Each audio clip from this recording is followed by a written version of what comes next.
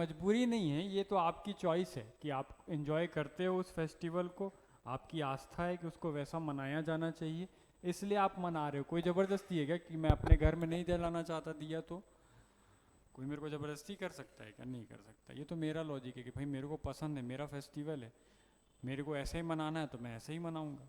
अब उसमें आर्थिक हानि हो चाहे सामाजिक हानि हो, मेरे को क्या फ़र्क पड़ना है। ठीक बात है। हाँ, दूसरे को मैं परेशान नहीं कर रहा हूँ, ये अलग बात है। हालांकि फटाके फोड़ने से कई लोगों को परेशानी हो सकती है, ये लॉजिकल बात है, लेकिन इतनी समझदारी भी तो होनी चाहिए, है ना? कि भाई जो जहाँ तक दूसरों को परेशानी नहीं है वो चीज़ की जाए, जहाँ आपका सेलिब्रेशन दूसरे के लिए परेशानी बन रहा है वहाँ आपको लिमिट लगानी चाहिए, चाहे फिर वो किसी भी कास्ट धर्म कुछ भी किसी की भी बात हो। मतलब वो प्रॉब्लम नहीं बननी चाहिए कि आप फटाके फोड़ रहे हो, बाजू में एक बच्चा सोया हुआ है वो उठ जा रहा है बार बार, हाँ, या फिर कोई बुजुर्ग व्यक्ति है वो परेशान हुए जा रहा है। तो ऐसा अभी सिचुएशन नहीं होना चाहिए। यदि किसी को कन्वीनियंट नहीं लग रहा है, ऐसा लग रहा है कि नहीं भाई पड़ोस में कुछ ऐसी चीज़ें हैं कि नहीं करना चाहिए मेरे को, तो उतना सेंस होना चाहिए, या कोई मना ही कर दिया आपको आगे कि भाई मत फोड़ो परेशानी हो रही है, तो सुन लो उसकी बात, वहाँ तक तो ठीक है ना? पर मैं नहीं करता ऐसा बोलना गलत है ना? ऐसा नहीं बोलना। ठीक है, नहीं पसंद है तो नहीं फोड़ता, ये लॉजिक ठीक है। हाँ, ये ठीक है। पर ये नहीं बोलना कि आर्थिक हानि हो रही है या सामाजिक नहीं नहीं, फिर तो आपको बहुत सी चीज़ें सोचनी पड़ेंगी एट अ टाइम। आप फिर कई चीज़ों को भी फोकस करो, एक चीज़ें नहीं। फिर आप पूरे प्रैक्टिकल हो। जैसे आप सुने होंगे कि हमारे जो प्रधानमंत्री थे लाल बहादुर शास्त्री, जब वो भारत में गरीबी की स्थिति थी ना, जब भारत स्वतंत्र हुआ और उसके बाद जवाहरलाल नेहरू के बाद वो प्रधानमंत्री बने, तो उस समय सिचुएशन ऐसी थी कि लोगों के पास खाने को ही नहीं था, मतलब बहुत बुरी स्थिति थी भारत की। तो वो एज अ प्राइम मिनिस्टर, उनका कहना था कि जब भारत के लोग एक टाइम खाना नहीं खा पा रहे हैं मजबूरी के कारण, या दोनों टाइम उनको खाना नहीं मिल रहा है, तो एटलीस्ट मैं प्रधानमंत्री रहते हुए एक टाइम तो भूखा रह सकता हूँ, है ना? तो वो लॉजिकल था। हाँ, वो करने से मे भी हो सकता है कि किसी एक को खाना मिल जाए, आप एक टाइम नहीं खाओगे और उसको किसी और को दे दिए, तो वो चांस है।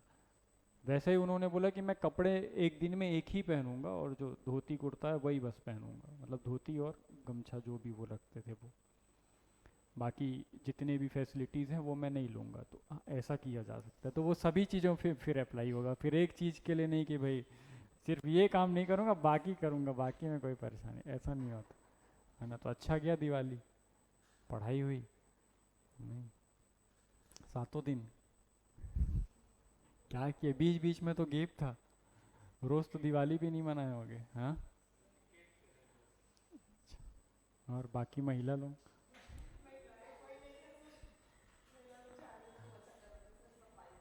तो सातों दिन तो नहीं किए होगे, सातों दिन तो नहीं किए होगे, देखो एक दिन, जिस दिन दिवाली रहा होगा उसी दिन किए होगे, है ना?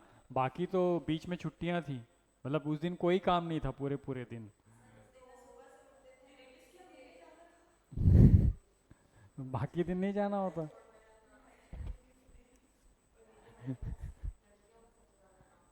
लड़कियों को सबसे ज़्यादा काम सिर्फ दिखाती हैं कि काम है, एक्चुअल में काम नहीं रहता।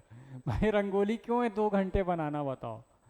आजकल वो रेडीमेड आता है ना, बस डालो रखो, बन गई 2 सेकंड में रंगोली बन जाना। अब उसको ज़बरदस्ती ऐसे ऐसे ऐसे बनाते बैठे, कौन सा अवार्ड मिलने वाला है? हाँ,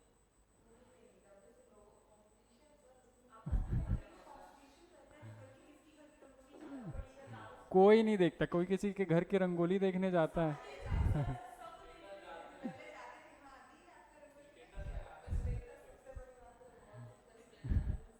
हाँ, ये बोलो कि जीवन दिखावा हो गया है, और जब तक दूसरों को दिखा के जलाया ना जाए तब तक मज़ा नहीं आता, है ना? ये पक्की बात है कि आदमी आधे से ज़्यादा चीज़ें इसलिए कर रहा है कि लोग देखें कि मैं ये कर पा रहा हूँ। सच्चाई है। अच्छे कपड़े पहनना, या ज़्यादा बड़ी गाड़ी में घूमना, ज़्यादा बड़ा घर बनाना, ये सब इस बात को बताता है कि मैं रहना कम दिखाना ज़्यादा चाहता हूँ कि भाई मेरे पास इतना पैसा आ रहा है। लोगों को पता कैसे चलेगा? तो भाई जब तक मैं रोज़ कुछ नया ना पहनूं, कुछ नया ना खरीदूं, कुछ नया ना करूं, तो लोगों को पता कैसे चलेगा कि ये कमा रहा है और इसके पास बहुत अच्छा पैसा है? है ना। तो इसलिए हालांकि कुछ हद तक ठीक भी है, क्योंकि समाज में प्रतिष्ठा नाम की भी जो चीज़ होती है उसको भी बचाना है। तो आज प्रतिष्ठा पैसे पे आ गई है कि जिसके पास जितना पैसा होगा, पहले होता था ज्ञान पे थी कुछ समय कि भाई जिसके पास जितना ज्ञान है। तो हाँ, तो वो चीज़ें होती थी। अब ऐसा हो गया कि जिसके पास जितना पैसा है तो लोग उसकी ज़्यादा रिस्पेक्ट करने लग गए कि भाई चलो। तो इसीलिए आदमी दिखावा चालू करने लग गया कि अब पैसा दिखे कैसे। अब आप रोज़ तो नहीं बोलोगे कि तिजोरी खोल के बैठ गया हो देखो मेरे पास इतना, और बंद कर लिए वापस, है ना। तो ये तरीका है पैसा दिखाने का कि ब्रांडेड कपड़े पहनेंगे, कपड़े भी नॉर्मल नहीं पहनेंगे। कपड़े में कैसा होना चाहिए कि चमकदार होना चाहिए, ब्रांड लिखा होना चाहिए सामने, तो लोगों को देख के लगे कि अरे पैसे वाला आदमी है भाई, इसकी इज्जत करो। पता नहीं कब जरूरत पड़ जाए। सारा खेल जरूरत का है, समाज जरूरत पे ही टिका हुआ है, समाज का कॉन्सेप्ट ही जरूरत है। तो जरूरत, दूसरा आपकी ज़रूरत कब समझेगा, जब उसको लगे कि हाँ इसकी कभी मेरे को ज़रूरत पड़ सकती है, तब मैं आपके लिए कुछ करना चाहूँगा। जब मेरे को पता है कि मेरे को आपसे कोई काम नहीं पड़ना है, ना फ्यूचर में ना पास्ट में, कभी भी नहीं, किसी भी तरीके का नहीं, तो मैं आपको इम्पोर्टेंस देना चाहूँगा क्या।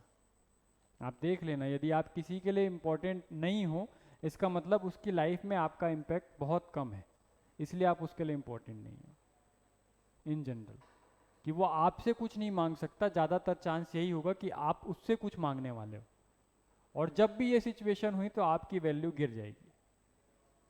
चाहे किसी भी रिलेशन में हो, चाहे माँ बाप के रिलेशन में हो, चाहे परिवार के और किसी रिलेशन में हो, या पड़ोसियों के, या कैसे भी रिलेशन में हो आप, पता है जब भी आप किसी के लिए इररिलेवेंट हुए, आपका उसके जीवन में योगदान कम हुआ, इसका मतलब ये मान लेना कि आपकी वैल्यू कम हो गई है, और आने वाले समय में वो रिश्ता टूट भी सकता है।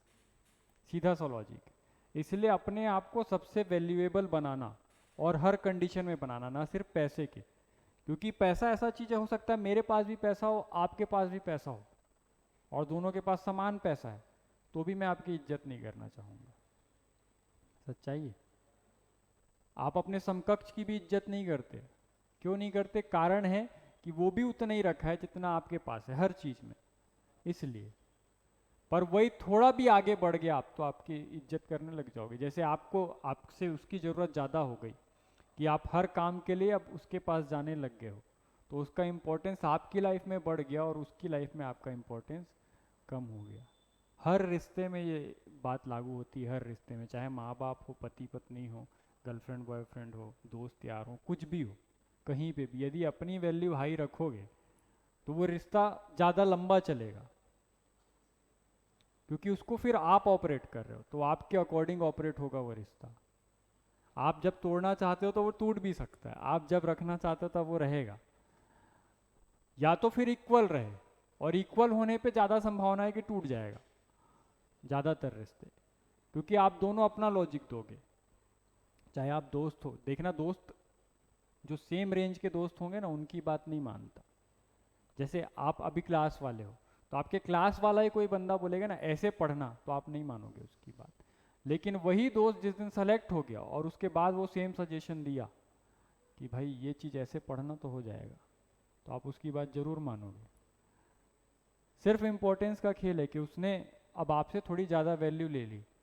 आज भी वो आदमी तो वही है ना, ऐसा थोड़ी होगा कि सडन कुछ चमत्कार कर लिया।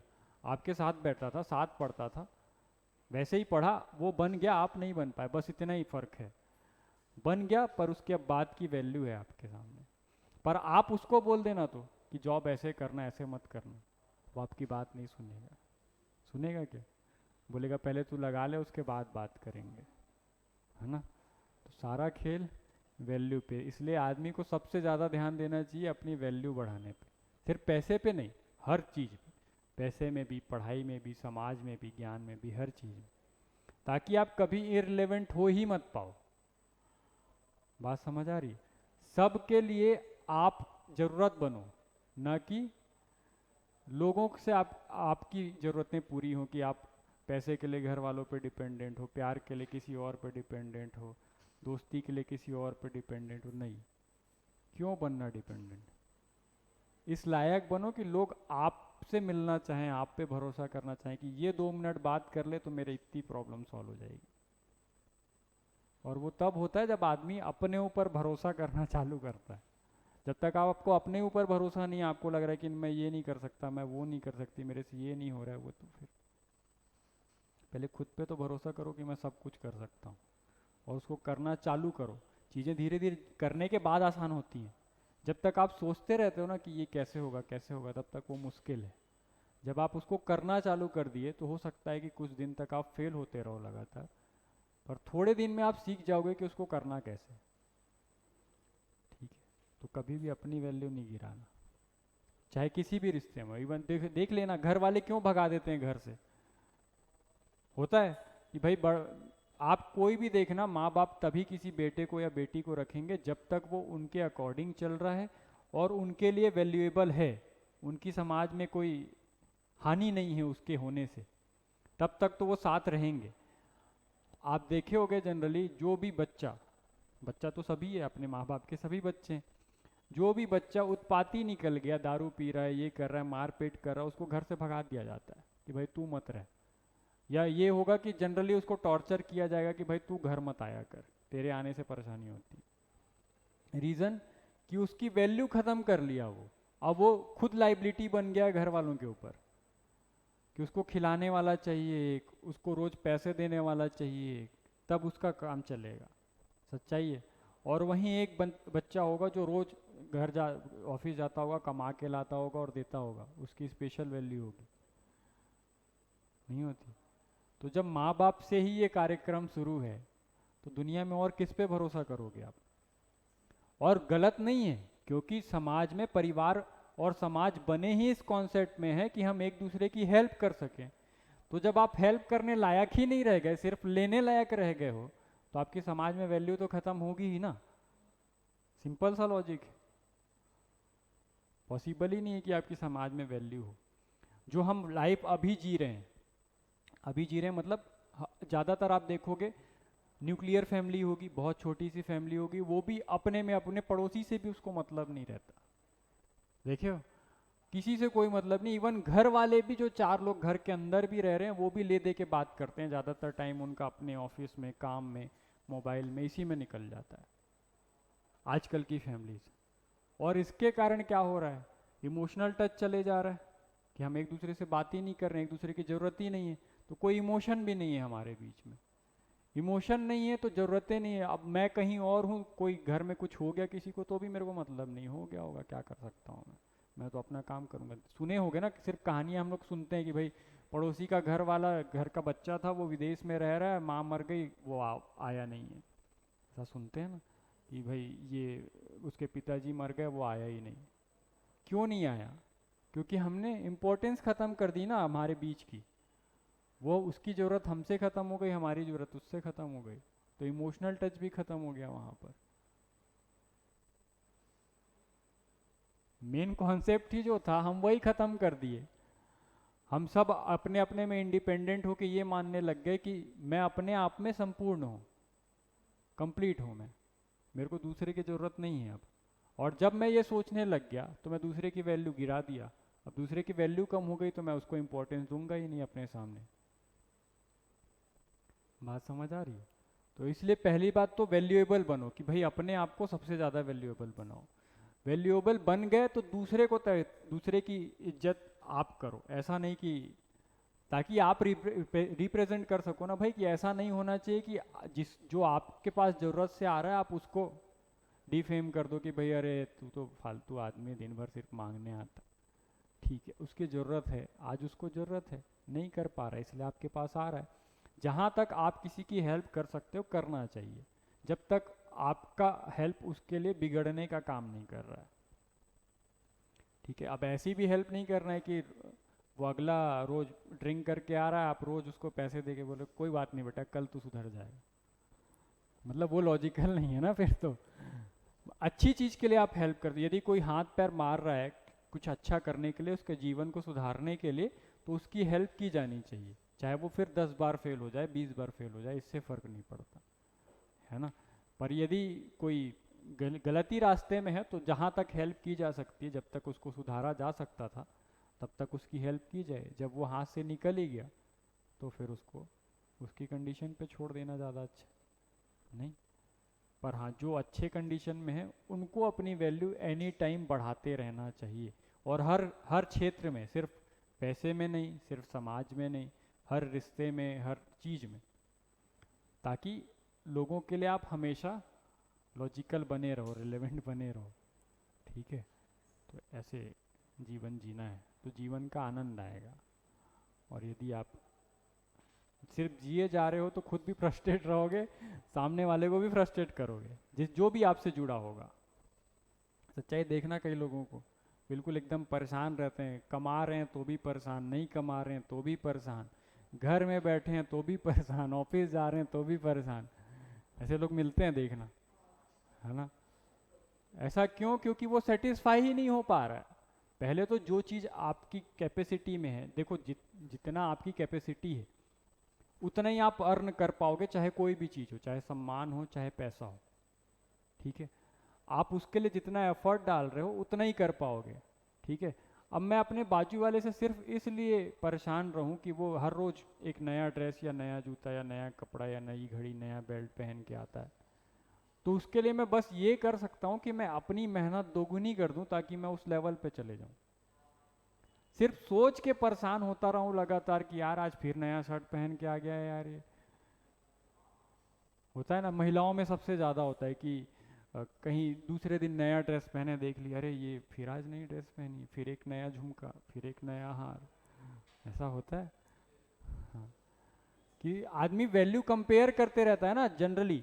जैसे आप देखना, हर चीज़ नोटिस की जाती है कि भाई आज नई घड़ी पहन के आया, अच्छा तो ये कमा रहा होगा, कमा रहे मतलब इसका पति ज़्यादा कमाता है या ये ज़्यादा कमाती है, ऐसा जनरली होता है ना, पर्सपेक्टिव बन जाता है कि ये बहुत अर्न कर रही है। तो वो चीज़ कह रहा हूँ कि पहले तो कंपेयर यदि कर रहे हो तो उसको पॉजिटिवली कंपेयर करो, कि आप भी उतनी मेहनत करने को तैयार हो, उस तरीके को ढूंढने को तैयार हो जिससे उतना पैसा आ जाए, लीगल वे में आ जाए।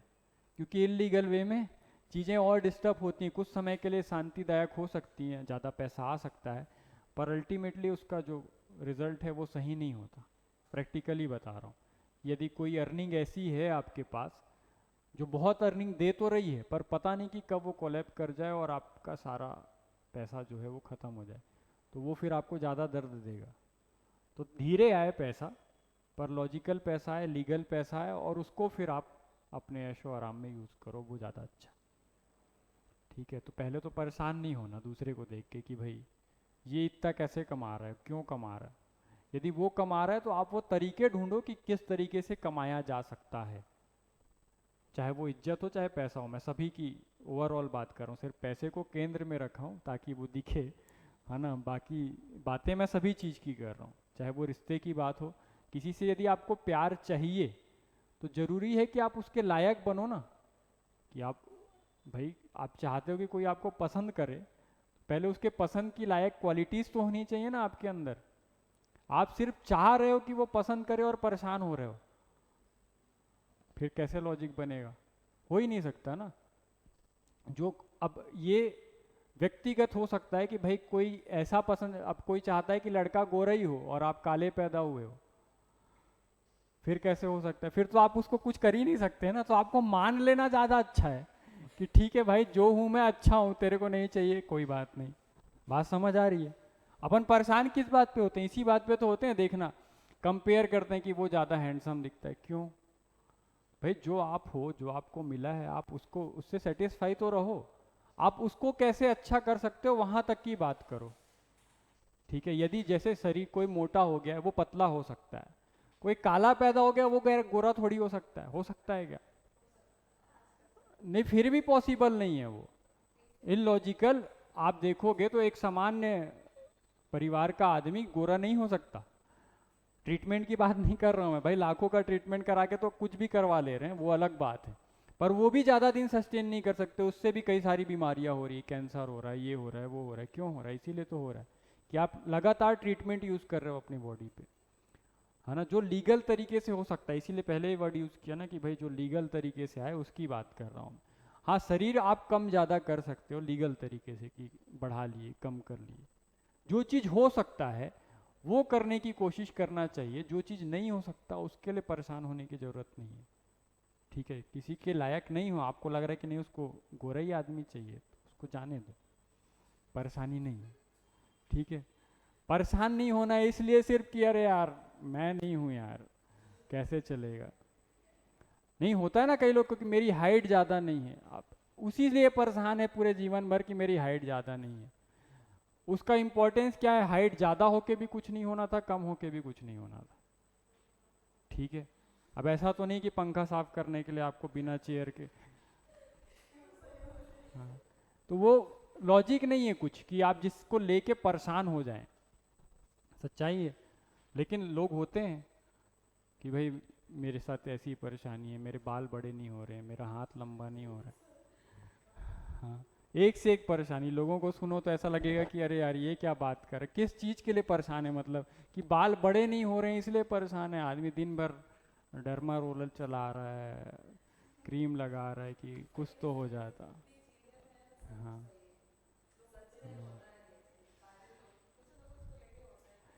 क्यों होना, वही कह रहा हूँ कि यदि आप क्वालिटी पे जाओगे ना तो इन सब चीज़ों की ज़रूरत नहीं पड़ेगी। तो थोड़ी समझ बढ़नी चाहिए आदमी की कि उसको क्या वाकई में ज़रूरत है और क्या किस चीज़ के बिना काम चल सकता है। मतलब जिस चीज़ का नहीं होना इतना वैल्यू ऐड नहीं करता कि भाई हाइट कम है तो क्या परेशानी है, तब भी तो काम हो रहा है ना आपका। तो उसको लेके बिल्कुल परेशान हो जाना कि यार हाइट ही नहीं बढ़ रही है यार मेरी, कैसे मैं 6 फुट का हूँ, नहीं तो बाल ही नहीं आ रहे हैं, अरे नहीं आ रहे नहीं आ रहे, नहीं है क्या परेशानी है भाई, बाल झड़ गए तो झड़ गए हैं। गोरा नहीं हो रहा हूँ, रोज एक से एक क्रीम लगाया जा रहे हैं, रात को वो क्या आजकल आता है ड्रॉप डालते हैं, सीरम सीरम सीरम डालते लोग बैठे रहते हैं रूम में।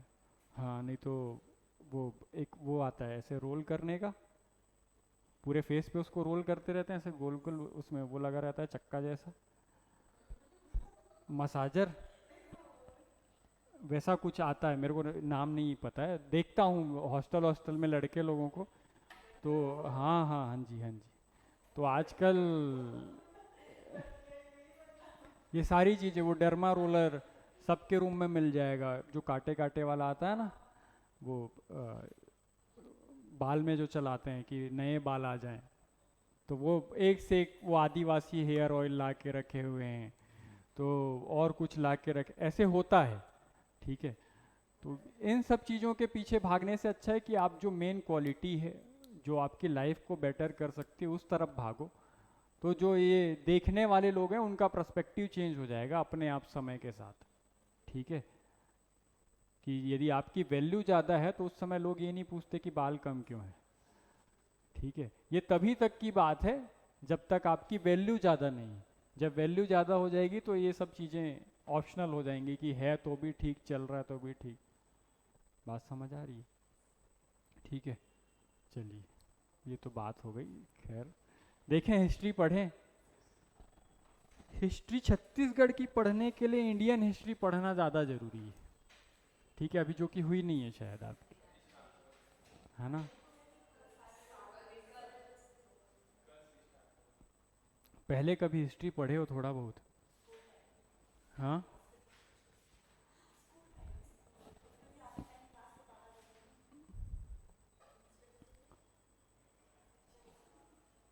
क्या जानते हो इतिहास क्या होता है,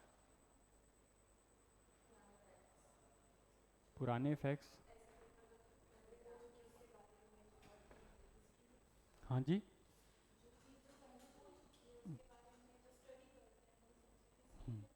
और कोई इतिहास, हिस्टोरी, दो शब्द से बना है इतिहास, इति और हास, है ना। इतिहास, ठीक है। इति और हास इन दो वर्ड से बना है इतिहास।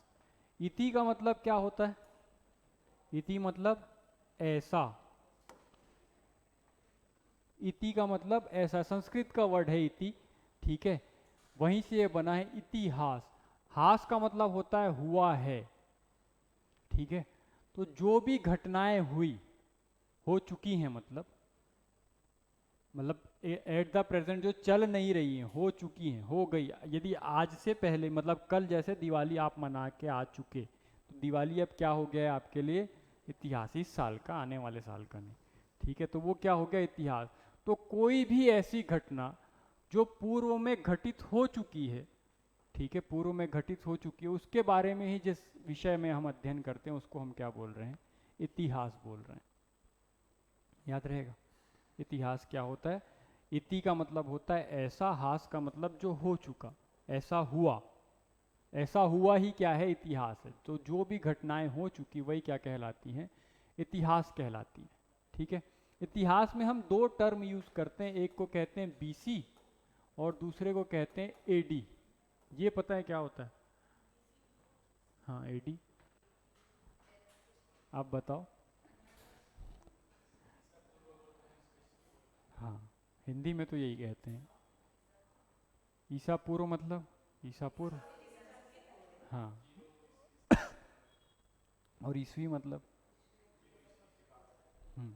और हिंदी में, इंग्लिश में बिफोर क्राइस्ट तो ठीक है, हाँ, ईसा पूर्व ठीक है। नहीं, बिफोर क्राइस्ट ही है, बिफोर कॉमन ईरा नहीं है, बिफोर क्राइस्ट ही है। हाँ, क्राइस्ट मतलब ईसा मसीह का ही नाम है क्राइस्ट, ठीक है। एडी का मतलब क्या हुआ?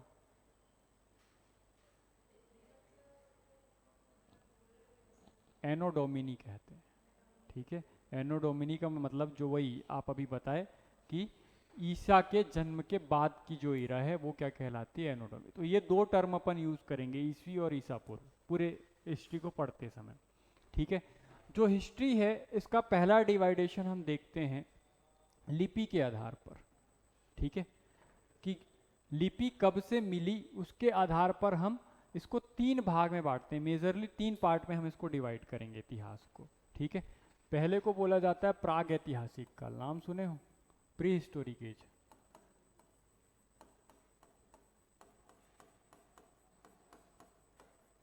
प्राग ऐतिहासिक काल, ठीक है। दूसरे को बोला जाएगा आद्य ऐतिहासिक काल, प्रोटो हिस्टोरिक एज, आद्य ऐतिहासिक काल, ठीक है। और इसी का तीसरा पार्ट बनता है ऐतिहासिक काल, हिस्टोरिक एज।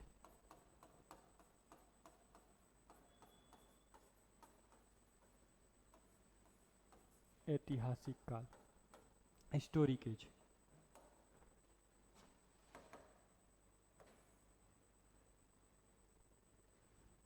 याद रहेगा। इसके डिवाइडेशन का बेस क्या है? लिपि, ठीक है, इंस्क्रिप्शंस, लिपि। लिपि के हिसाब से यदि डिवाइड करना है तो हम इसको तीन भाग में बांटते हैं, बताता हूं लिपि के हिसाब से कैसे, ठीक है। जब भी हम प्री हिस्टोरिक एज की बात करेंगे तो प्री हिस्टोरिक एज में हम लिपि जानते ही नहीं थे। लिपि क्या होती है हमको लिखना ही नहीं आता था, ठीक है। हालांकि बाद में अब के जो वैज्ञानिक है वो ऐसा मान रहे हैं कि जो वो चित्र जो हमको मिले हैं, ठीक है, हम चित्र बनाना जानते थे पर लिखना नहीं जानते थे, ऐसा मानते थे। पर अब के जो वैज्ञानिक है वो मानते हैं कि वो चित्र ही क्या हैं? लिपियां हैं, ऐसा मानने लग गए। पर जो पहला डिवाइडेशन हुआ वो इसी आधार पर हुआ कि जो प्रागैतिहासिक काल था वहां पर लिखी हुई कोई चीज नहीं मिली हमको, ठीक है। इसीलिए हम इसको किस में रखे? प्रागैतिहासिक काल में, ठीक है।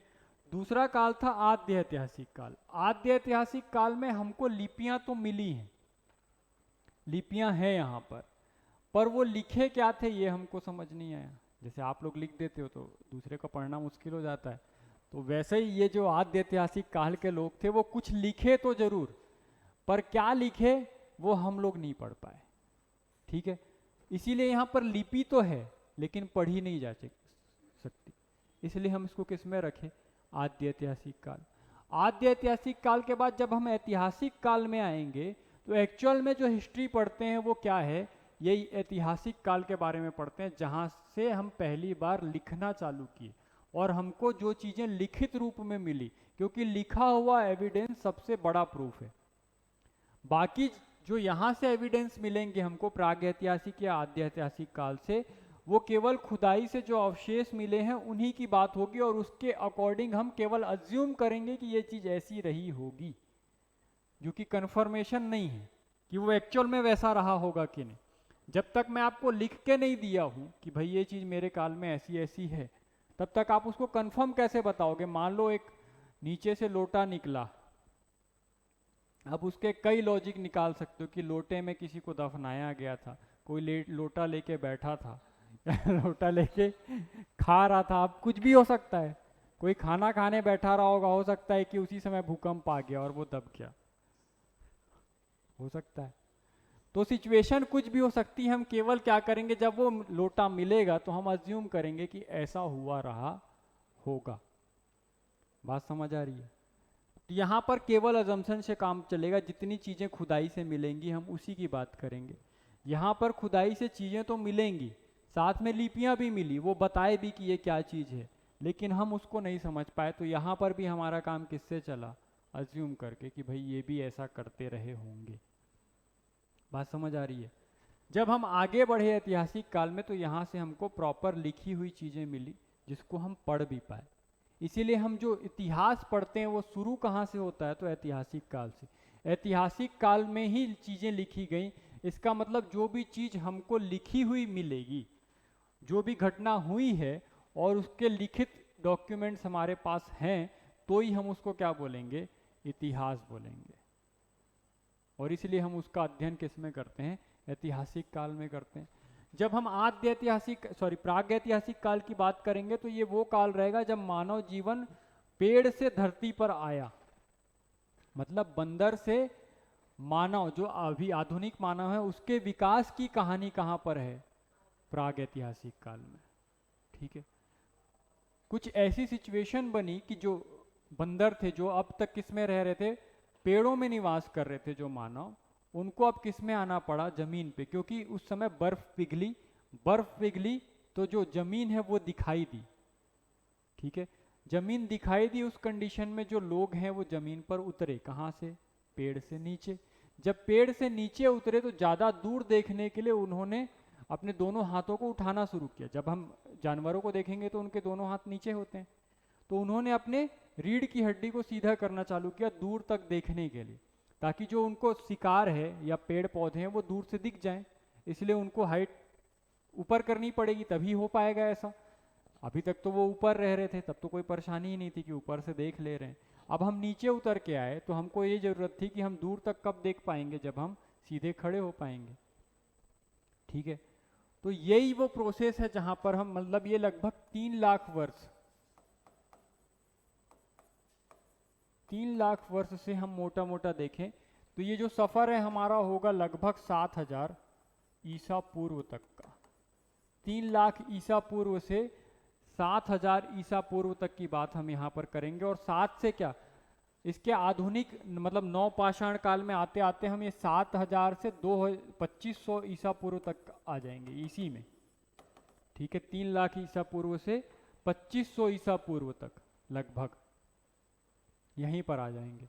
ठीक है, उसके बाद जब आद्य ऐतिहासिक काल में आए, पहले जब हिस्ट्री पढ़ते थे तो ये वाला पोर्शन नहीं पढ़ते थे, आद्य ऐतिहासिक काल।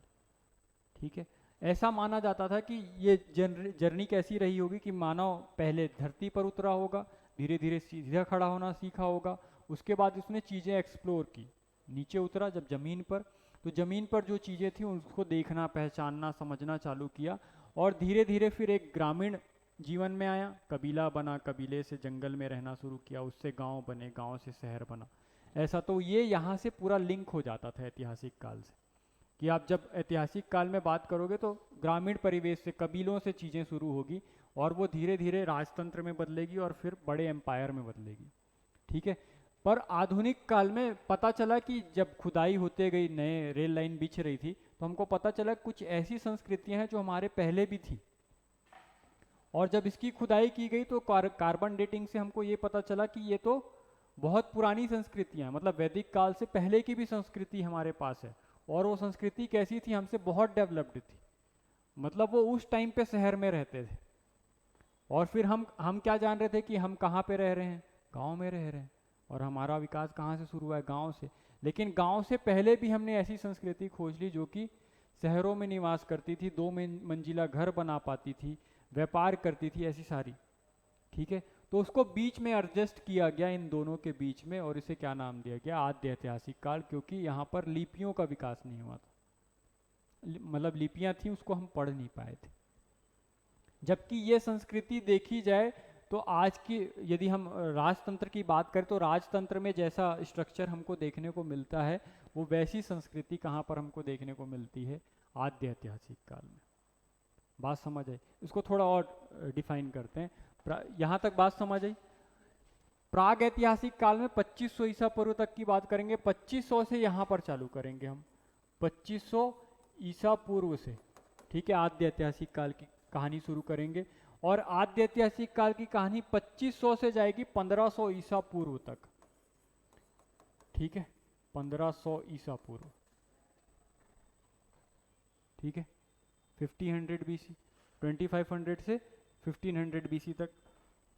इसी के आगे यहाँ पर ऐतिहासिक काल चालू होगा, जहाँ पर पहली बार वेदों की रचना की जाएगी, और सबसे पहला वेद कौन सा बनेगा, ऋग्वेद, ठीक है। इसी के काल को, जो वैदिक काल है, वैदिक काल का जो शुरुआत होगा, ऋग्वेद कब बनाया जाएगा, तो 1500 ईसा पूर्व से 1000 ईसा पूर्व, ठीक है। इस टाइम पे क्या हुआ, ऋग्वेद की स्थापना हुई, ऋग्वेद की रचना हुई। और इसी से हमको पता चलता है कि उस समय का जीवन कैसा रहा होगा, लोग क्या करते रहेंगे, कैसा धर्म था, क्या संस्कृति थी उनकी। ऋग्वेद, यहाँ से कहानी शुरू होगी, ये आगे बढ़ेगी, इसी के बाद लगातार वंश आते जाएंगे, इसको आगे बताता हूँ, पहले यहाँ पर आते हैं। ये याद रहेगा, ये लगभग जाएगा, ये वैदिक काल से शुरू हो रहा है, मतलब 1500 ईसा पूर्व से शुरू हो रहा है, और ये जाएगा कुल 1947 ईस्वी तक, जब हमारा देश स्वतंत्र होगा, ठीक है। इसी को हम 3 पार्ट में बांटते हैं, जिसको आप क्या बोलते हो, प्राचीन भारत, ठीक है, मध्यकालीन Bharat, ancient India, medieval India, और मॉडर्न इंडिया, आधुनिक भारत। आधुनिक भारत, इसी को 3 पार्ट में पढ़ते हैं। प्राचीन भारत हम पढ़ेंगे, ये 1500 ईसा पूर्व से चालू हो रहा है, तो 1500 ईसा पूर्व से हम जाएंगे 1200 ईस्वी तक प्राचीन भारत में, हाँ, ईस्वी तक, ठीक है, एडी, याद रहेगा। 1500 ईसा पूर्व से 1200 ईस्वी तक हम प्राचीन भारत में पढ़ लेंगे। अब इसको और आपको डिफाइन करके बताऊंगा क्या क्या आएगा उसके अंतर्गत, ठीक है। इसके बाद जब आप मध्यकालीन भारत में जाओगे तो यहाँ पर कहानी 1200 में छोड़े थे, तो 1200 ईस्वी से चालू करेंगे और 1707 ईस्वी तक जाएंगे, जब किसकी मृत्यु होगी, औरंगजेब की, औरंगजेब तक, ठीक है।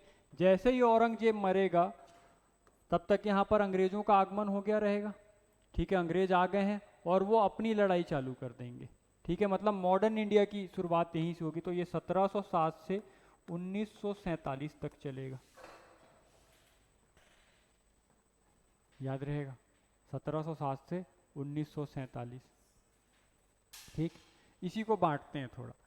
प्राग ऐतिहासिक काल में क्या क्या पढ़ेंगे, तो प्राग ऐतिहासिक काल में यदि हम इंडिया की बात करते हैं तो इसको मुख्य रूप से 3 भाग में बांटते हैं अपन, प्राग ऐतिहासिक काल को। कौन कौन से 3 भाग में, तो पहले को बोला जाता है पूर्व पाषाण काल,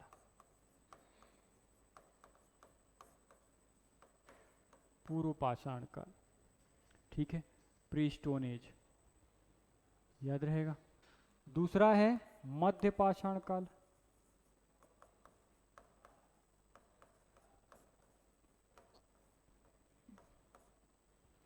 तीसरे को हम उत्तर पाषाण या नव पाषाण बोलते हैं, दोनों को एक साथ पढ़ते हैं। लेकिन जब हम छत्तीसगढ़ पढ़ने जाएंगे तो उत्तर पाषाण काल अलग पढ़ेंगे, नव पाषाण काल अलग पढ़ेंगे, ठीक है। अभी एक साथ लिख दे रहा हूं, उत्तर पाषाण या इसी को ही नव पाषाण बोलेंगे, नव पाषाण काल, याद रहेगा। ये नव पाषाण काल जैसे ही खत्म होगा, ये हम आ गए कहाँ पर, 2500 ईस्वी में हमारा आद्य ऐतिहासिक काल चालू हो जाता है, जहाँ पर कांस्य सभ्यता मिलती है, कांसे की खोज हो जाएगी, ठीक है, कांसे की खोज हो जाएगी, पीतल तांबे की खोज हो जाएगी, तो ये धातुएं मिलने लग जाएंगी और एक नई सभ्यता पढ़ेंगे जिसका नाम है सिंधु घाटी सभ्यता, इंडस वैली सिविलाइजेशन, सिंधु घाटी सभ्यता। याद रहेगा। ये किस में पढ़ेंगे हम? आद्य ऐतिहासिक काल में। केवल एक संस्कृति के बारे में पढ़ते हैं जिसका नाम है सिंधु घाटी सभ्यता। ठीक है। कई लोग लौह युग को भी यहीं से मान लेते हैं। नवपाषाण काल के ही लास्ट में किसका आरंभ हो गया रहता है? लौह युग का, आयरन एज। ठीक है। कई लोग मानते हैं कि ऐतिहासिक काल के प्रारंभिक काल को ही क्या कहा जाता है? लौह युग कहा जाता है। तो दोनों ही बातें आपको याद रखनी है। ठीक है। हम इसको इसी में पढ़ लेंगे छत्तीसगढ़ में, लौह युग को। यहाँ मैं बताया ना कि पहले कैसे पढ़ते थे कि भाई मानव आया, खाना पीना सीखा, नीचे उतर के धीरे धीरे उसको जो पहली धातु मिली वो लोहा मिली, हम ऐसा मानते थे। ठीक है। और लोहे से फिर वो थोड़ा शक्तिशाली हो गया, इसलिए उसने क्या किया? कबीले बनाए, कबीले बनाकर परिवार बनाया, परिवार से समाज बना, समाज से फिर राजतंत्र की शुरुआत देखते थे, ये पूरे सीक्वेंस में। ठीक है। लेकिन अभी क्या हुआ? बीच में हमको एक संस्कृति मिल गई जहाँ पर ऑलरेडी वो तांबा जानते थे, चांदी जानते थे। ठीक है। तो इसको एडजस्ट करने के लिए ये पैटर्न बैठ नहीं पाया, तो इसको फिर हम लौह युग को कहाँ ले आए? हाँ, प्रागैतिहासिक काल में। बात समझ आया कि भाई पहले हम लौह युग को पढ़ लें, फिर ये बाकी देखो। तो ये जो सिस्टम है, पहले ये मिल चुका है तांबा वांबा, तांबा यहाँ पर मिल चुका है, पीतल मिल चुका है, चांदी मिल चुकी है। इसके बाद हम कहाँ पर लेके जाते हैं? लौह युग को लेके जाते हैं कि बाद में लोहे की खोज हुई, और लोहे की खोज होने के बाद सिनारियो पूरा चेंज हो गया, क्योंकि लोग अब ढाल बनाना सीख गए, तीर बनाना सीख गए, एक मजबूत धातु मिल गई उनको। अभी तक जो इसके पास धातु थी, चाहे चांदी थी, चाहे तांबा थी, चाहे पीतल थी, ये मजबूत धातुएं नहीं है, तो आसानी से मुड़ सकती हैं। बात समझ आ रही है। लेकिन जब लोहा मिला इनको, तो एक ऐसा औजार मिल गया जिससे अब आसानी से शिकार किया जा सकता था। तो जिसके पास जितना ज़्यादा लोहा, उसके पास उतने ज़्यादा औजार, वो उतना ज़्यादा शक्तिशाली। इसीलिए हम देखेंगे कि बाद में मगध जो साम्राज्य है उसका उदय होता है। उसका कारण ही यही है, एक मुख्य कारण ये है कि वहाँ पर लोहा जो है वो प्रचुर मात्रा में मिल रहा था उनको। बात समझ आ रही है। और लोहे के कारण वो लोग क्या कर पाए? औजार ज़्यादा बना पाए, सैनिक ज़्यादा रख पाए, सेफ जल्दी हो पाए। बात समझ आ रही? इसलिए ये याद रहेगा। यहाँ तक अपन पढ़ेंगे और इसके बाद सिंधु घाटी सभ्यता पढ़ेंगे। और सिंधु घाटी सभ्यता के बाद प्राचीन भारत का इतिहास चालू होता है। ठीक है। तो प्राचीन भारत में क्या क्या पढ़ेंगे वो भी देख लेते हैं। प्राचीन भारत। ठीक। प्राचीन भारत की शुरुआत मैंने आपको बताया किससे करेंगे अपन? वैदिक काल से, है ना। वैदिक काल, वैदिक काल को अपन दो पार्ट में बांटेंगे, पहला ऋग वैदिक काल और दूसरा उत्तर वैदिक काल। ठीक है। वैदिक काल को ही, जहाँ पर हम 1500 से चालू कर रहे हैं, 1500 से लगभग 600 ईसा पूर्व तक जाएंगे। ठीक है। 1500 ईसा पूर्व से 600 ईसा पूर्व तक क्या होगा आपका? वैदिक काल, जिसको हम दो पार्ट में डिवाइड करते हैं, ऋग वैदिक काल और उत्तर वैदिक काल। ऋग वैदिक काल कहाँ से कहाँ तक? तो 1500 से 1000 तक, 1000 ईसा पूर्व, और 1000 से फिर 600 ईसा पूर्व में हम उत्तर वैदिक काल देखते हैं। लेकिन छत्तीसगढ़ में आपको वैदिक काल देखने को नहीं मिलेगा, ऋग वैदिक काल देखने को नहीं मिलेगा, क्योंकि ऋग्वेद में छत्तीसगढ़ के किसी क्षेत्र का वर्णन नहीं है। ठीक है। उत्तर वैदिक काल में भी उत्तर वैदिक जो वेद हैं उनका कोई साक्ष्य हमारे छत्तीसगढ़ से नहीं मिला, ना अथर्ववेद में, ना सामवेद में, ना ही, ठीक है, तीनों वेदों में नहीं मिला। ऋग्वेद में तो था ही नहीं, ऋग्वेद में तो पहले ही नहीं था। ऋग्वैदिक काल में बचे हुए जो 3 वेद थे उनमें भी छत्तीसगढ़ का कोई साक्ष्य नहीं है। पर उत्तर वैदिक काल में ही रामायण और महाभारत की भी रचना हुई है। उत्तर वैदिक काल में 2 ग्रंथ लिखे गए, जिसका क्या क्या नाम है? रामायण और महाभारत। उन ग्रंथों को हम पढ़ते हैं कहाँ पर? छत्तीसगढ़ में, क्योंकि उन ग्रंथों से रिफरेंस मिलता है छत्तीसगढ़ का। तो हम जहाँ हम भारतीय इतिहास में वैदिक काल पढ़ते हैं, वहीं छत्तीसगढ़ के इतिहास में वैदिक काल ना पढ़ के क्या पढ़ते हैं? रामायण काल और महाभारत काल। वहाँ पर हम वैदिक काल नहीं पढ़ेंगे। बात समझ आई क्यों नहीं पढ़ेंगे? क्योंकि वेदों में छत्तीसगढ़ का वर्णन ही नहीं है, जंगली क्षेत्र रहा होगा इसलिए नहीं है। ठीक है, यहाँ पर कोई ऐसी बड़ी सत्ता रही नहीं होगी जिसके कारण वेदों में इसका वर्णन नहीं मिलता है। याद रहेगा, यहाँ तक बात समझ आई। वैदिक काल जैसे ही खत्म होगा, रामायण और महाभारत काल खत्म होगा, इसके बाद हम दो धर्मों का उदय देखते हैं, मुख्य बड़े धर्म क्या पढ़ते हैं, तो जैन और बौद्ध, जैन और बौद्ध धर्म पढ़ेंगे। ये मैं इंडियन हिस्ट्री की बात कर रहा हूँ। इंडियन हिस्ट्री के साथ इसका इम्पैक्ट हम कहाँ पर देखेंगे, छत्तीसगढ़ में, कि छत्तीसगढ़ में बौद्ध धर्म का क्या इम्पैक्ट है और जैन धर्म का क्या इम्पैक्ट है। छत्तीसगढ़ कभी भी केंद्र नहीं रहा, स्पेशली प्राचीन भारत में सत्ता का केंद्र नहीं रहा। तो जो भी हम प्राचीन छत्तीसगढ़ में पढ़ेंगे वहां पर ज़्यादातर चीज़ें हम इंडियन हिस्ट्री को रेफरेंस लेके ही पढ़ेंगे कि भाई बौद्ध धर्म आ रहा है तो ये ज़्यादातर जो चीज़ें घटित होंगी वो उत्तर क्षेत्र में होंगी। उत्तर मतलब उत्तर प्रदेश, बिहार, हिमाचल प्रदेश, राजस्थान, ये वाले क्षेत्र में। ठीक है, एमपी जो छत्तीसगढ़ के ऊपर का क्षेत्र है, यहाँ पर घटनाएं होंगी और उसका इम्पैक्ट कहाँ पर पड़ेगा, हमारे छत्तीसगढ़ में पड़ेगा। तो उसका इम्पैक्ट हमारे छत्तीसगढ़ में क्या पड़ा, उसी के बारे में हम पढ़ते हैं। बात समझ आया।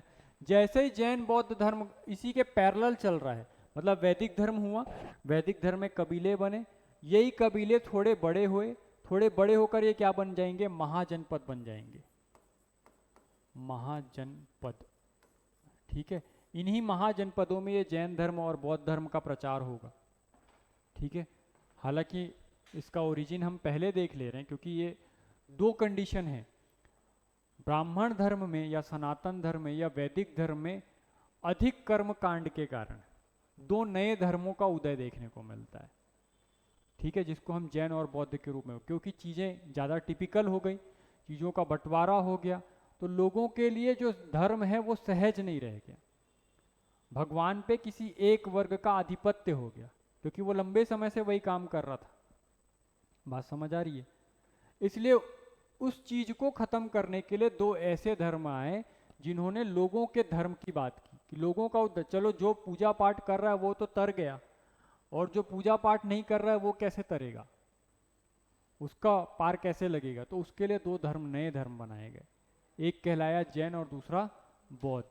क्योंकि कहीं ना कहीं इनमें और वैदिक धर्म में समानता तो थी ही, क्योंकि ये किस चीज के लिए लाए गए थे, वैदिक धर्म में जो क्लिष्टता आ गई है, जो टिपिकल चीजें हो गई हैं, उनको इजी करने के लिए। तो कुछ ना कुछ चीजें तो सिमिलर होंगी ही, क्योंकि उस समय और कोई धर्म ही नहीं है। बात समझ आ रही है, वैदिक धर्म के अलावा कोई धर्म ही नहीं है, तो उसी से सिमिलर था। और बाद में कहीं ना कहीं जैन धर्म तो इसीलिए ही खत्म हो गया कि वो किसके समान है, वैदिक धर्म से बहुत ज्यादा मिलता जुलता है। और जो बौद्ध धर्म हमको देखने को भी मिलता है वो कहीं ना कहीं वैदिक धर्म का ही सरल रूप है, कि जो लोग वहां पर नहीं हो पा रहे हैं बेड़ा पार, उनका यहाँ पर कैसे होगा। तो वो युक्ति बताई गई कि सबको कैसे ईश्वर मिल सकता है, सबको मोक्ष कैसे मिल सकता है। सारा खेल मोक्ष का ही है, आज भी हम उसी के पीछे भाग रहे हैं कि भाई गलत काम मत करो, किसी को परेशान मत करो, ये मत करो। क्यों? क्योंकि मोक्ष नहीं मिलेगा लास्ट। अभी तक ये खेल चल ही रहा है। मोक्ष किसको मिला है किसी को नहीं पता है। ठीक है, मिलता भी है कि नहीं ये भी नहीं पता है।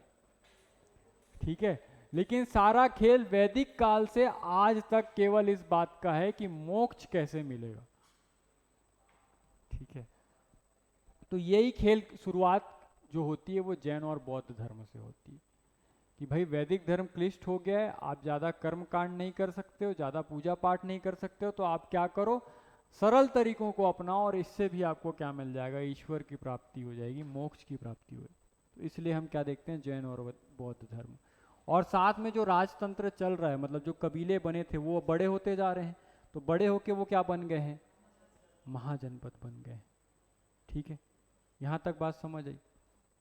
जो ये महाजनपद है, इसी में से एक जनपद रहेगा जिसका नाम है मगध साम्राज्य, जो कि बाद में बड़ा हो जाएगा और बाकी जो साम्राज्य हैं इसके अधीन हो जाएंगे। ठीक है, मगध याद रहेगा। तो हम यहाँ पर क्या पढ़ेंगे, मगध साम्राज्य। मगध साम्राज्य, ये आपको समझ लो मैं हिस्ट्री पढ़ा रहा हूँ, इंडियन हिस्ट्री। ठीक है, हो सकता है कल की क्लास में आपको ये रिपीटेशन मिल जाए। ठीक है, अब मेरे को नहीं पता सर कैसे पढ़ाते हैं क्या करते हैं, पर ये इंट्रोडक्शन है, ऐसा समझ लो कि हिस्ट्री चलती कैसे और क्यों चलती है। ठीक है, बात समझ आई कि हम पहले कबीले में थे, कबीले से हमने जनपद बनाए जिसको हमने महाजनपद नाम दिया। अब इन्हीं महाजनपदों में से एक जनपद जो सबसे सर्वशक्तिशाली हुआ वो एक नया साम्राज्य बना जिसको हम क्या बोलते हैं, मगध साम्राज्य। ठीक है, इसी मगध साम्राज्य का पहला राज्यवंश पढ़ोगे आप, हर्यक वंश, हर्यक डायनेस्टी। ठीक है, हर्यक वंश। और हर्यक वंश के बाद इसी में आप कंटिन्यूएशन में पढ़ोगे शिशुनाग वंश, शिशुनाग वंश, और शिशुनाग वंश के बाद पढ़ोगे नंद वंश। ठीक है, ये प्रारंभिक वंश हैं कहाँ के, मगध साम्राज्य के। ठीक है, मगध साम्राज्य अभी तक बहुत बड़ी शक्ति फिर भी नहीं बन पाया था जब तक ये वंश शासन कर रहे थे। लेकिन जब नंद वंश शासन कर रहा था तो नंद वंश के शासन के काल में ही विदेशी आक्रमण चालू हो गए, और इसके पहले भी। सबसे पहले कौन आक्रमण करेगा भारत पे, नाम नहीं पूछ रहा हूँ, केवल देश पूछ रहा हूँ। सबसे पहले किसने आक्रमण किया भारत,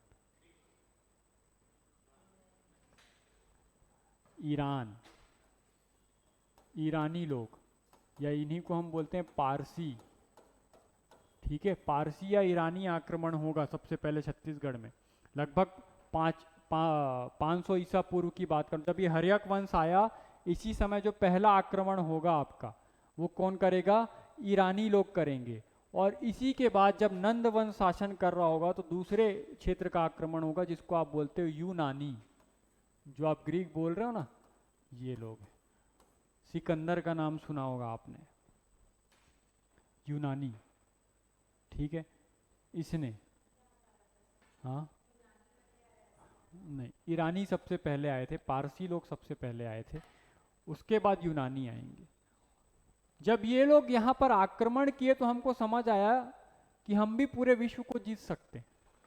अभी तक हम सोचे ही नहीं थे, हमारे पास कॉन्सेप्ट ही नहीं था कि क्यों ना पूरे विश्व को जीत लिया जाए। मगध साम्राज्य भी इसलिए, ये इसका मोटिव कोई ऐसा नहीं था कि हमको अपना क्षेत्र विस्तार करना है। ये बड़ा इसलिए बन पाया क्योंकि इसके पास लोहा था, बताया ना मैं आपको, और कुछ इसकी भौगोलिक परिस्थितियां ऐसी थी जिस जगह पर ये जगह है कि वहाँ पर आक्रमण करना आसान नहीं था। इसलिए ये सबसे बड़ा साम्राज्य बन पाया क्योंकि ज़्यादा समृद्धि थी। जो ये क्षेत्र है मगध, यहाँ पर गंगा जमुना बहती है, तो सबसे ज़्यादा पैसा उनके पास, तो ये सारी परिस्थितियां उनको क्या कर दिया, एक बड़ा साम्राज्य बना दिया, जिसके कारण यहाँ पर विदेशी आक्रमण हुए। लेकिन जब विदेशी आक्रमण हुए तो हमको एक कॉन्सेप्ट मिल गया कि क्यों ना सभी जगह को जीता जाए। बात समझे, अभी तक हम आपस में भी नहीं लड़ रहे थे, हमको पता भी नहीं था, तू अपने घर में खुश, मैं अपने घर में खुश। ठीक है, पर लेकिन जब दूसरे वापस आक्रमण किए हमारे ऊपर तो हमको समझ आया कि ये बाहर से जब आके आक्रमण कर सकता है तो मैं तो घर के अंदर ही हूँ, मैं तो 2-4 लोग को कूट पीट सकता ही हूँ। तो यहाँ से क्या शुरू होगा, हम देखेंगे कि पहले नंद वंश को हराएगा कौन, चंद्रगुप्त मौर्य। ठीक है, नंद वंश को समाप्त करेगा और एक बड़े साम्राज्य की स्थापना करेगा जिसका क्या नाम है, मौर्य साम्राज्य। मौर्य साम्राज्य याद रहेगा। अब मौर्य साम्राज्य परिस्थितियों की देन है, क्योंकि यहाँ तक आते आते, नंद वंश तक आते आते जो राजा है वो विलासितापूर्ण हो गए थे। जो समाज में जैसी व्यवस्था होनी चाहिए उस व्यवस्था पर ध्यान नहीं दे रहे थे। जब तक आक्रमण नहीं हुआ था तब तक वो बिल्कुल बेफिक्र थे, उनको जनता से ज़्यादा कोई लेना देना नहीं, जैसा है सब ठीक है। ठीक है, इसी का फायदा उठाए आक्रमणकारी, जिसको कौन समझ गया था, चंद्रगुप्त मौर्य। और ये इस परिस्थिति को समझ गया कि राजा तो खत्म है, इस पे दम नहीं है, चाहूँ तो मैं इसको हरा सकता हूँ। और उसका सपोर्ट कौन करता है, चाणक्य। और चाणक्य जो चंद्रगुप्त मौर्य है उसको इस मौर्य साम्राज्य का संस्थापक बनाता है और उसको नंद वंश को हराकर ये एक नए साम्राज्य की स्थापना करता है। ठीक है, चंद्रगुप्त मौर्य आएगा, इसके बाद बिंदुसार आएगा इसका बेटा, और उसके बाद अशोक। अशोक के बारे में पढ़ते हैं। अशोक के बाद के जो शासक थे मौर्य साम्राज्य के, वो कमजोर निकले। ठीक है, तो एक बड़े साम्राज्य के बाद आप जब भी देखना, एक बहुत अच्छा सा स्टेटमेंट था, कहा गया था कि जो मेरे दादा थे वो पैदल चलते थे 10 से 15 किलोमीटर, जो मेरे पिताजी थे वो साइकिल खरीदे। ठीक है, अब जब मैं हूँ तो मैं गाड़ियों में चलता हूँ, कार चलाता हूँ, मेरा बेटा हो सकता है कि एरोप्लेन में घूमेगा। ठीक है, टोटल वो बोलना ये चाहता है कि जो एक मजबूत व्यक्ति है वो एक सरल समय को बनाता है। वो सरल समय को क्या बना देता है? सरल बना देता है, क्योंकि वो व्यक्ति मजबूत होता है। ठीक है, क्योंकि वो व्यक्ति मजबूत होता है। जब समय सरल होता है तो अयोग्य या फिर कमजोर व्यक्तियों का जन्म होता है, जो कि वापस समय को कठिन बना देते हैं, खुद कमजोर हो जाते हैं। वही कंडीशन यहाँ पर भी थी। एक योग्य शासक जो था मौर्य साम्राज्य का, वो जो परिस्थितियां थी उसको क्या बना दिया? इजी बना दिया, क्योंकि कठिन परिस्थितियां हैं। आपका राजा कैसा हो गया है? विलासितापूर्ण जीवन जीने लग गया है, दंभी हो गया है, अहंकारी हो गया है। उसी का फायदा उठा के लोग इस पर आक्रमण कर रहे हैं। तो सबसे टिपिकल सिचुएशन है, और इसी सिचुएशन को जो हैंडल कर लिया वो सबसे बड़ा आदमी बनेगा। मतलब कि वो बहुत सारी परेशानी झेल के आया है, तो उसको हर चीज़ की समझ होगी। इसका मतलब वो सबसे शक्तिशाली बनेगा जब भी बनेगा। इसीलिए जब भी परिस्थितियाँ प्रतिकूल हो तो समझ जाना कि आप कुछ बहुत बड़ा व्यक्तित्व बनने वाले हो, इसलिए आपकी परिस्थितियाँ प्रतिकूल हैं। ठीक है, हो सकता है आपको वो वैसा दिखे ना, लेकिन आपकी आने वाली जो पीढ़ियाँ हैं वो इस चीज़ को एंजॉय कर पाएंगी, क्योंकि आज आपने मेहनत की है। बात समझ आ रही है? आप अपने ही पूर्वजों से देख लेना, जिसके दादा बहुत ज़्यादा कमा के गए होंगे, उनकी कहानी सुनोगे तो वो पक्की बात है कि कहीं बहुत नीचे लेवल से शुरू किए होंगे और उतने ऊपर तक गए होंगे। उन्होंने एक बार बनाया और उसके बाद आप देखोगे वहाँ से वापस काउंट करोगे तो बहुत कम ऐसे परिवार मिलेंगे जहाँ से लगातार वो वैल्यू बढ़ी होगी। जनरली आपको दिखेगा कि वो वैल्यू क्या हो जाती है? कम हो जाती है। ठीक है, तो ये सिचुएशन यहाँ पर भी देखने को मिलती है। कुछ समय तक अच्छे शासक आए, जैसे चंद्रगुप्त मौर्य था, बिंदुसार था, उसके बाद हम देखेंगे अशोक। लेकिन अशोक के बाद जो शासक है वो मौर्य साम्राज्य के उस लेवल के शासक नहीं थे कि वो साम्राज्य को वैसे ही कंटिन्यू चला सके। तो बहुत सारा डिवाइडेशन देखने को मिलता है। इसके बाद हम कई सारे ब्राह्मण वंश का उदय देखते हैं मौर्य साम्राज्य के बाद। जैसे इसके बाद मौर्य साम्राज्य के आगे जो वंश आएंगे वो कौन कौन से वंश होंगे पता है? शुंग वंश। ठीक है, शुंग वंश। शुंग वंश के बाद आएगा कण्व वंश। ये सब ब्राह्मण वंश है। ठीक है, कण्व वंश। कण्व वंश के बाद आएगा सातवाहन। सातवाहन वंश। और सातवाहन के बाद हम पढ़ते हैं वाकाटक। इसमें इन सब का इम्पैक्ट हम देखेंगे छत्तीसगढ़ पर। महाजनपद काल में कौन से महाजनपद में आता था? मगध साम्राज्य में हम देखेंगे कि कैसे मगध साम्राज्य के सिक्के हमारे छत्तीसगढ़ से भी मिले हैं। यहाँ पर कोई शासक शासन करने नहीं आएगा, क्योंकि मगध एक बड़ा क्षेत्र है। शासक कहाँ पर बैठा हुआ है? मगध में बैठा हुआ है। तो उसकी जो राजधानी है वहाँ से वो ऑपरेट कर रहा है, और जितना भी क्षेत्र है वो किसके अंतर्गत आ रहा है? मगध साम्राज्य। तो छत्तीसगढ़ कुछ समय के लिए मगध साम्राज्य का हिस्सा रहेगा। तो यहाँ पे उसके सिक्के हमको देखने को मिलेंगे। तो कौन कौन से शासक हैं, किसके किसके क्या क्या चीज़ें छत्तीसगढ़ से मिली है, उसके बारे में हमको पढ़ना है। वहाँ से जब आगे जाएंगे तो शुंग वंश, कण्व वंश, सातवाहन वंश और वाकाटक वंश, इन सब के बारे में भी हम छत्तीसगढ़ में पढ़ेंगे कि उनके सिक्के या उनकी बनाई हुई कोई चीज़ है तो वो कहाँ कहाँ पर छत्तीसगढ़ से मिली है। यहाँ कोई शासक शासन नहीं करेगा, किसी शासक के बारे में नहीं पढ़ना है। जो इस वंश के शासक हैं जो आप इंडियन हिस्ट्री में पढ़ते हो, उन्हीं का इम्पैक्ट हम केवल कहाँ पर पढ़ेंगे? छत्तीसगढ़ में, कि कौन से शासक के सिक्के मिले, कौन कोई मंदिर बनाया, कौन कोई घड़ा गड़वाया, स्तंभ बनवाया, क्या बनवाया, वो सारी चीज़ें। ठीक है, तो ये क्या है? मौर्योत्तर काल है, जहाँ पर हम वाकाटक तक की बात करते हैं। वाकट जब ये परिस्थिति फिर टिपिकल हो गई, बहुत सारे में बढ़ गया है जो बड़ा साम्राज्य है वो, इसी को फिर एकत्रित करेंगे कौन लोग? गुप्त साम्राज्य। एक बड़ा साम्राज्य आएगा, गुप्त साम्राज्य। ठीक है, गुप्त साम्राज्य। तो गुप्तों का इम्पैक्ट देखेंगे हम छत्तीसगढ़ पे। गुप्त जब शासन कर रहे हैं तो ये वाकाटक जो है ये नागपुर वाले एरिया में है इसी समय पे, ये लोग तो सेंटर में है।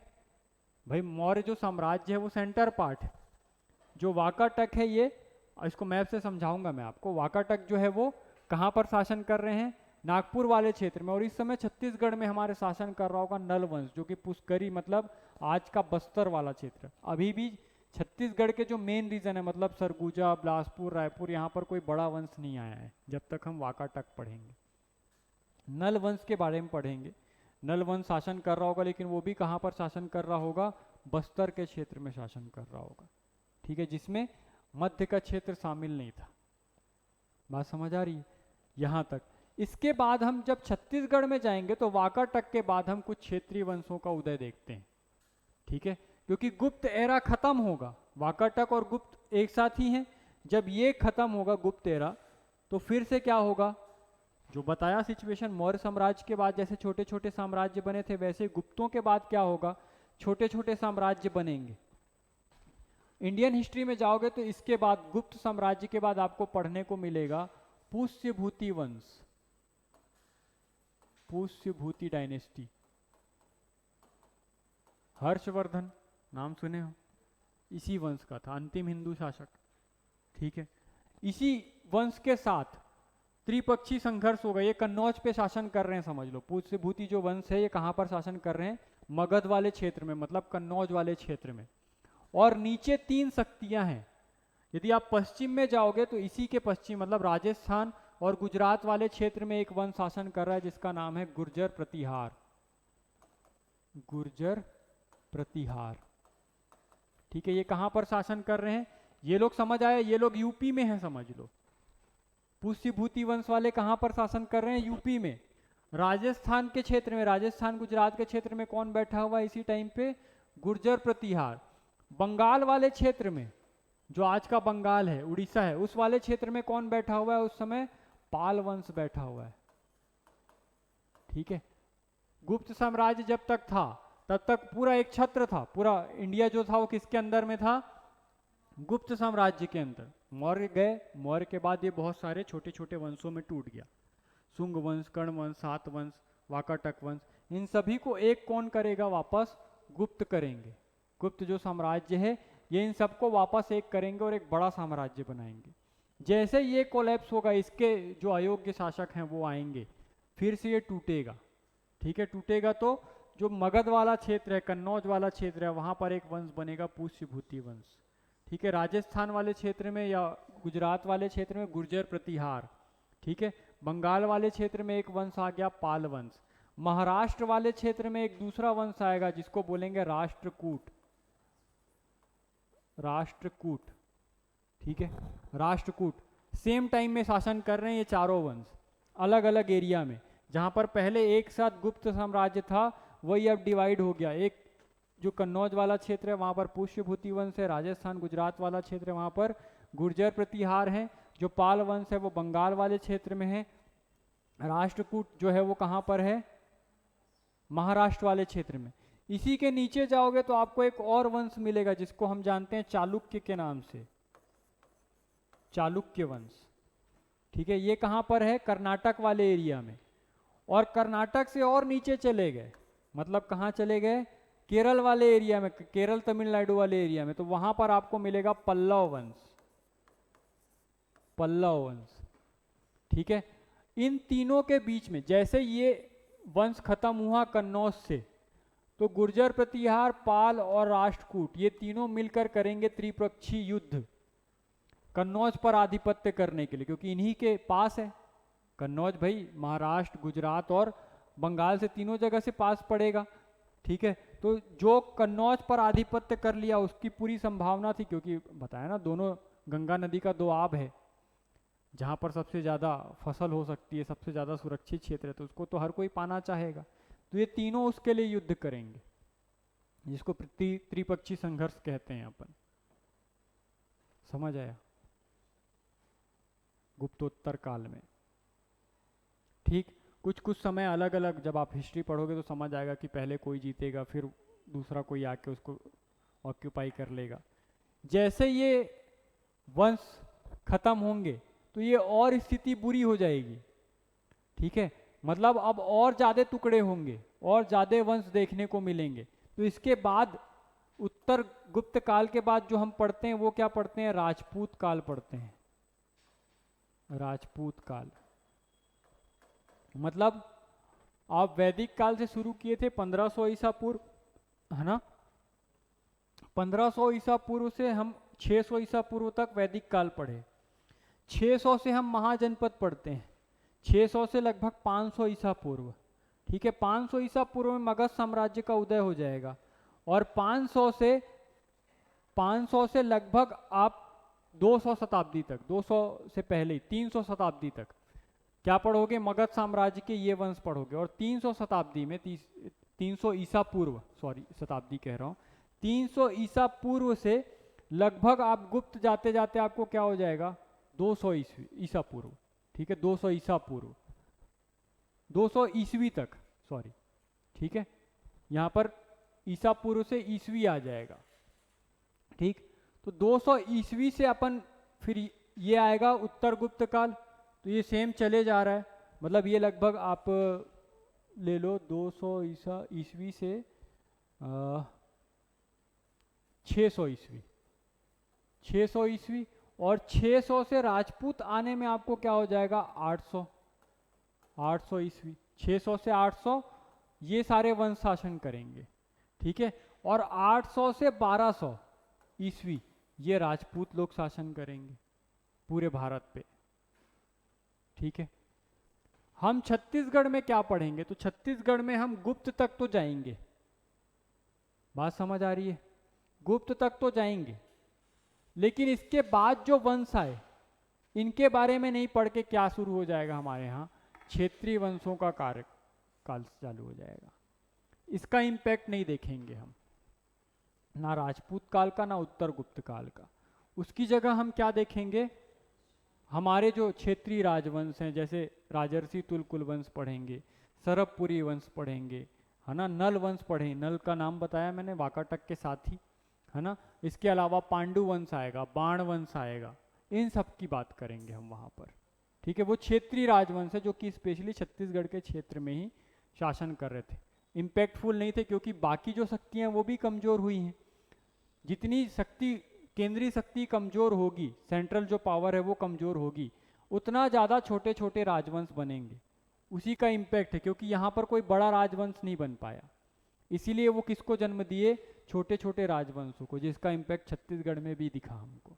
और यहाँ पर पहली बार छोटे छोटे कुछ राजवंश हमको देखने को मिलते हैं, ये याद रहेगा। जैसे ही राजपूत काल खत्म हुआ 1200 ईस्वी में, इसका मतलब प्राचीन भारत यहाँ पर खत्म होगा। और इसके बाद अरब आक्रमण चालू होते हैं। ठीक है, अरब के जो लोग हैं वो कहाँ पर आक्रमण करेंगे, भारत पर आक्रमण करेंगे, जिनका राजपूतों से युद्ध होगा। और राजपूत जब युद्ध हारेंगे तो फिर हम देखते हैं कि वही अरबी जो थे, जो मुसलमान थे, वो कहाँ पर शासन करेंगे 1200 से 1700 तक भारत पर, जिसको हम दो पार्ट में बांटते हैं, एक दिल्ली सल्तनत कहलाता है और एक मुगल काल कहलाता है। ठीक है, लगभग 1200 से 1500 जाएंगे अपन किस में, दिल्ली सल्तनत में। ठीक है, और 1500 से 1700 जाएंगे तो मुगल काल कहलाता है। और फिर 1700 से पूरा 1947 तक हम आधुनिक भारत पढ़ते हैं, याद रहेगा। तो ये पूरा क्या है आपका हिस्ट्री का सिनॉप्सिस है कि हिस्ट्री पढ़ेंगे कैसे। जब आप मध्यकालीन भारत में जा रहे हैं तो वहाँ पर भी हम देखेंगे कि वहाँ पर छत्तीसगढ़ में तो वंश हैं अलग से, मुख्य रूप से 4 वंश पढ़ेंगे हम। कलचुरी पढ़ेंगे, फणी नाग पढ़ेंगे, और एक कौन सा होता है छिंदक नाग वंश पढ़ेंगे, और काकती वंश पढ़ेंगे बस्तर वाले एरिया में। ये 4 वंश हम कहाँ पर पढ़ेंगे, मध्यकालीन भारत, मध्यकालीन छत्तीसगढ़ में। जबकि मध्यकालीन भारत में क्या क्या पढ़ेंगे, तो 2 वंश आप मुख्य रूप से पढ़ोगे, दिल्ली सल्तनत पढ़ोगे और एक मुगल काल पढ़ोगे। उसका इम्पैक्ट देखेंगे हम कि कलचुरी में क्या इम्पैक्ट हो रहा है, काकती वंश में क्या इम्पैक्ट हो रहा है उनका। लेकिन उस समय हमारे यहाँ राजवंशी परंपरा चालू हो गई थी और हमारे यहाँ पे भी 4 वंश शासन कर रहे थे। एक तरफ कलचुरी हैं और 2 नागवंश हैं, एक फड़ी नागवंश और एक छिंदक नागवंश। ठीक है, और एक काकतीय वंश। ये चारों को मैं आपको मैप से बताऊंगा कि कौन कहाँ कहाँ पर थे उस टाइम पे। जैसे ये चारों वंश खत्म होगा, काकतीय वंश और कलचुरी वंश खत्म होगा, इसको मराठा ऑक्यूपाई करेंगे। मराठास का इम्पैक्ट ज़्यादा होगा। आप देखते हो जैसे ही औरंगजेब खत्म होता है तो मराठा पावरफुल हो जाएंगे, और मराठा का पावरफुल होना मतलब हम तो महाराष्ट्र से लगे हुए हैं, तो इसका मतलब हम उनके भी इम्पैक्ट में आएंगे। तो मराठाओं का आक्रमण देखेंगे, कुछ समय तक मराठा यहाँ पर शासन करेंगे, और मराठाओं को फाइनली कौन हराएगा? अंग्रेज आके हराएंगे। और जैसे ही अंग्रेज हराए, इसका मतलब स्वतंत्रता आंदोलन शुरू, आधुनिक भारत चालू। ठीक है, तो ये पूरा छत्तीसगढ़ का सिनॉप्सिस है जो कि हम पढ़ने वाले हैं। बस डिफरेंस कहाँ पे आएगा? तो ये सातवाहन वाकाटक के बाद हमारे यहाँ क्षेत्रीय राजवंश चालू हो जाएंगे वहाँ से। तो ये वाला जो सेक्शन है, ये दो जो हम पढ़ रहे हैं, उत्तर गुप्त काल और राजपूत काल, इन दोनों का इम्पैक्ट हम छत्तीसगढ़ में नहीं देखते, इसके जगह हम यहाँ के क्षेत्रीय वंश को पढ़ते हैं। ठीक है, बाकी कलचुरी जब पढ़ेंगे तब भी हम मुगलों की बात करेंगे। ठीक है, जब हम काकती पढ़ेंगे तो भी मुगलों की बात करेंगे। हालांकि पढ़ेंगे कलचुरी और काकतियों के बारे में, दो बड़े वंश हम देखेंगे छत्तीसगढ़ में जो शासन कर रहे हैं। जो उत्तर का क्षेत्र है वो कलचुरियों के पास है, जो दक्षिण का क्षेत्र है वो काकतियों के पास है, और बीच में दो नागवंश शासन कर रहे हैं, एक कवर्धा के क्षेत्र में और एक बस्तर वाले क्षेत्र में।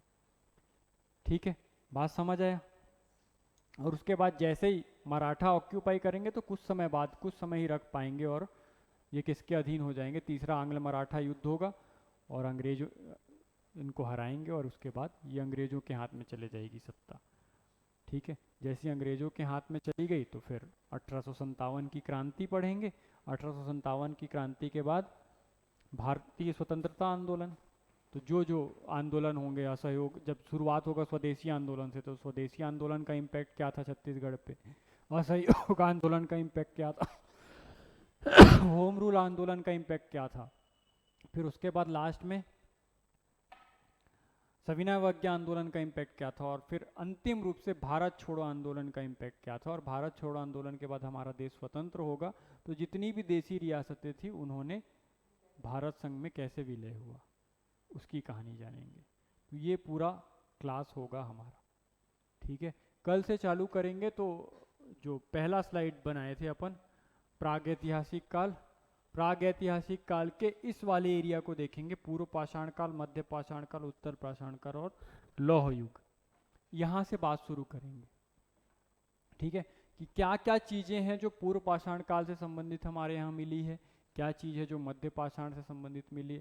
देखो, सबसे पहली बात कि प्रागैतिहासिक काल में मानव ऑलरेडी होमोसेपियंस हो चुका है, तो हमारे यहाँ किसी आदि मानव के साक्ष्य नहीं मिले। ठीक है, पूरे भारत में कहीं पर आदि मानव के साक्ष्य नहीं है। आदि मानव और प्रागैतिहासिक काल मानव में अंतर है। आदि मानव को के पास दिमाग कम था, होमोसेपियंस के पास दिमाग ज़्यादा था, उसका ब्रेन ज़्यादा विकसित हो पाया था, और विकसित होने के बाद जो व्यक्ति बने उनको हम क्या बोल रहे हैं? प्रागैतिहासिक मानव। तो जो हम साक्ष्य देखेंगे वो किसका देखेंगे? प्रागैतिहासिक मानव का देखेंगे, जो कि ऑलरेडी शिकार करना जानता है। ठीक है, जो नए नए एक्सपेरिमेंट कर रहा है, आग की खोज कर लिया है वो। पूर्व पाषाण काल में देखेंगे कि पहली बार आग की खोज होगी, हालांकि हम आग को नियंत्रित नहीं कर पाएंगे। जलाना तो जानते हैं पर उसको लिमिट करना नहीं जानते कि कब मैं उसको बुझा सकता हूँ, कितने मात्रा में आग। जैसे अभी आप लिमिट कर पाते हो इसीलिए खाना बना सकते हो। सोचो कि पहली बार आग लगाए, सब कुछ जलने लग गया। सोचे थे कि सिर्फ पॉपकॉर्न बनाएंगे, पता चला पूरा घर ठक ठक ठक ठक ठक ठक। तो ऐसा सिचुएशन हुआ रहा होगा, नहीं हुआ होगा? हाँ, तो उसी की कहानी पढ़ेंगे हम कि क्या हुआ होगा, कैसे हुआ, कौन सी चीज़ें कब खोजी गई, और छत्तीसगढ़ में क्या क्या मिला है हमको। ठीक है, यहाँ से बात शुरू करेंगे और फिर अपन 1947 तक जाने वाले हैं इस एक महीने के अंदर। ठीक है, तो थोड़ा पढ़ने के लिए ज़्यादा तैयार रहना। ठीक है, क्योंकि फैक्ट बहुत आएंगे और जल्दी आएंगे, तो आप कवर कर पाओगे तो होगा। इसलिए पहले से घर से पढ़ के आना, क्लास में जो समझा रहा हूँ वो समझना, मैप के थ्रू भी समझाऊंगा, फैक्ट भी बताऊंगा लिख के और बोल के। ठीक है, आपका काम ये है कि आप घर पे भी पढ़ो थोड़ा बहुत, और साथ में जब मैं पढ़ा लूँ तो घर जाके फिर से रिवीजन करो, तो वो पकड़ में आएगा। कहीं मैं आप घर से पढ़ के नहीं आए और मैं बोलना शुरू किया तो आप कुछ भी नहीं पकड़ पाओगे। ठीक है, ऐसा लगेगा कि सुन के तो अच्छा लगा, ऐसा लगा भी कि समझ आया, लेकिन वाकई में कुछ याद नहीं हुआ। ठीक है, तो वो सिचुएशन ना हो इसलिए थोड़ा सा पढ़ के आना।